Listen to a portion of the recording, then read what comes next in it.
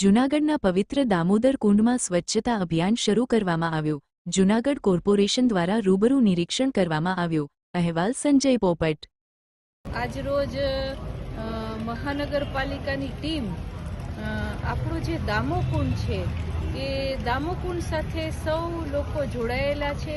અહીંયા દામોકુંડમાં નાહીને પોતે પુણ્યનું ભાથું બાંધતા હોય છે અને બધા તીર્થધામ જઈને જો દામોકુંડ ન નાહીએ તો તીર્થયાત્રા પૂરી નથી થતી એવી લોકોમાં અને આપણા હિન્દુ સમાજની અંદર માન્યતા છે।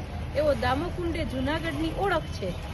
આગામી દિવસોની અંદર શિવરાત્રીનો મેળો આવી રહ્યો છે। એ પહેલા આ દામોકુંડની સફાઈનું કામ છે કોર્પોરેશનની ટીમ દ્વારા ચાલી રહ્યું છે। આ કામનું નિરીક્ષણ કરવા માટે આજે અમે ભારતીય જનતા પાર્ટીના પ્રમુખ શ્રી ગૌરવભાઈ રૂપારેલિયા, અમારા બે કોર્પોરેટરો બેન શ્રી ચંદ્રિકાબેન અને બેન શ્રી વંદનાબેન દોશી તેમજ કોર્પોરેશનની જે ટીમ કામ કરે છે અને સાથે સાથે અહીંયા જે ભૂદેવો જે રીતે વિધિ કરી અને લોકોને મતલબ કરાવતા હોય છે વિધિ, એવા આ દામોકુંડના જે તીર્થગોર છે એ તીર્થગોર સાથે અહીંયા અમે મુલાકાત કરી અને એ લોકોની શું સમસ્યા છે એ સમસ્યા સાંભળી અને એ લોકોની સમસ્યાનો વહેલામાં વહેલો ઉકેલ આવે એવો પ્રયત્ન અત્યારે કરી રહ્યા છીએ।